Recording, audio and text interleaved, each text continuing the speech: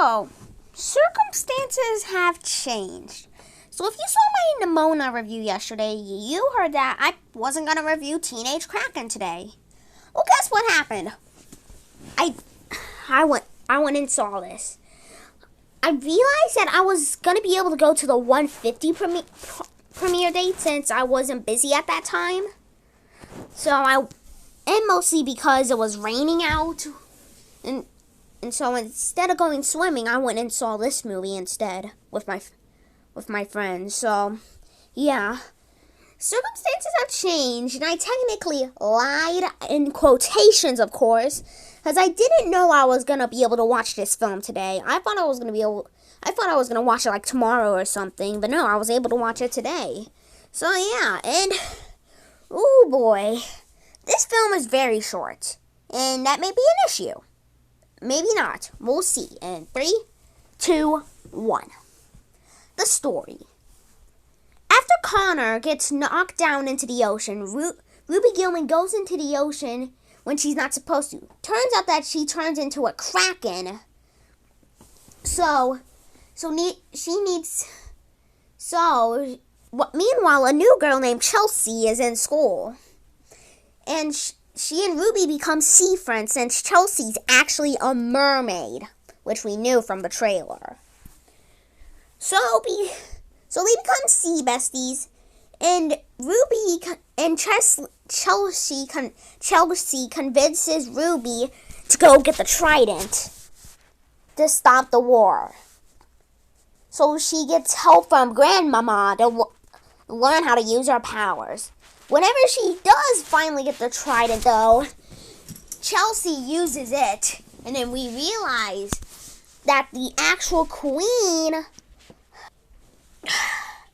Yeah, so it turns out that Chelsea is actually the queen that Agatha, Ruby's mother, hates. So now, Ruby, Grandmama, and Agatha have to stop Chelsea from destroying the world and taking over Grandmama's spot as the queen. It's actually quite in-depth for only an hour and 30-minute movie, but that's because of how extremely fast-paced it is. Now we just keep getting movie after movie that is extremely fast-paced. It started with the Mario movie, and now this movie also follows in its footsteps as well. But honestly, that fast pace honestly kind of helps to make the story feel more revived. But honestly, just from the first trailer, I knew a lot. Which stinks, because I was hoping to come into this blind, but the first trailer spoiled too much. The second trailer was decent, not showing a lot, but the first one showed too many spoilers. I originally thought that was going to be the only trailer, but nope, we got a second trailer as well. And honestly, I'm not going to blame the trailers too much, but it will get knocked down a few points because of that. The animation. DreamWorks has topped up their game the past couple years. It all started with Captain Underpants in 2017. Then we get to 2022 when they released The Bad Guys and Puss in Boots: The Last Wish. They started going for the 2D/3D hybrid style. And now to this film, they're back to normal computer animation, which honestly isn't a bad thing. Everything is so detailed and just alive and colorful. And honestly, hold on. What I'm trying to say is, this film looked incredible on my theater screen.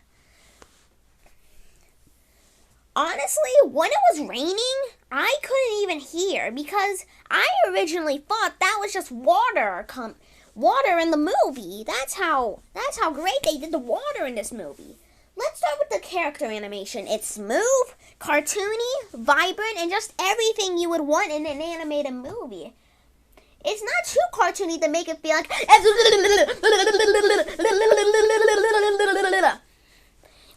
It's just the perfect right amount of cartoony for my taste buds.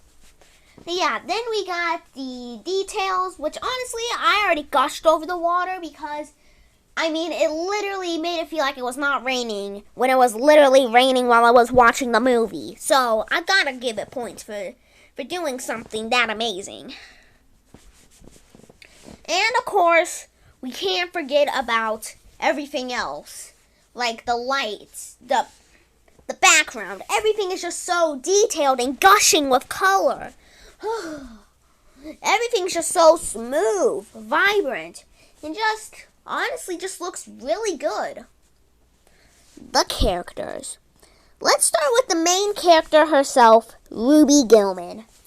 A shy 16-year-old teenager where after realizing she's a Kraken, she must stop the evil mermaid from taking over Grandmama's spot as queen. She is a very relatable character. Whenever you realize you're different, you just start to have a panic attack. And honestly, it just feels right. They've conveyed the right emotions to make you relate to Ruby after realizing that she's actually a Kraken.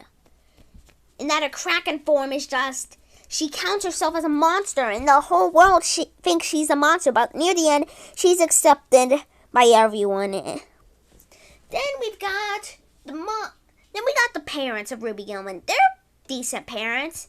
And then Sam is just the annoying little brother. I mean, every teenager has to have an annoying little brother, right? And Sam is that. So Sam's funny in this movie. And before we move on to the villain, let's talk about Uncle Brill really fast. Uncle Brill is just this dumb comic relief character, but he's actually hilarious. Uncle Brill meets up with Ruby after Agatha accidentally hits him with her car while trying to chase Ruby Gillman. And then they just sort of bring him into the family because they're their uncle. Then we've got Grandmama, the one who teaches Ruby Gillman all her skills that Krakens possess. She's honestly just like a great mentor and everything, just making sure that she knows everything before going out and living like an actual Kraken. And then we've got Chelsea, the villain. She starts off as nice. She starts off as kind of nice, not that mean. But then when Ruby Gillman realizes that she's a mermaid and that she stole the trident for power and to rule over the kingdom, Ruby Gillman must stop Chelsea. But it turns out that Chelsea was actually Agatha. It was actually the actual queen of the mermaids herself. She's honestly just a really great character. Then we got other characters like Connor and Ruby Gillman's friends. Those characters just don't add a lot, but they're meant to be side. I wish we could have gotten a little more screen time, but honestly, it's fine. It's fine. Ruby Gillman, Teenage Kraken, is a very great DreamWorks movie. It has a decent story for what it is. It has amazing animation and characters that are actually pretty funny. I would love to see more experimental films from DreamWorks like this.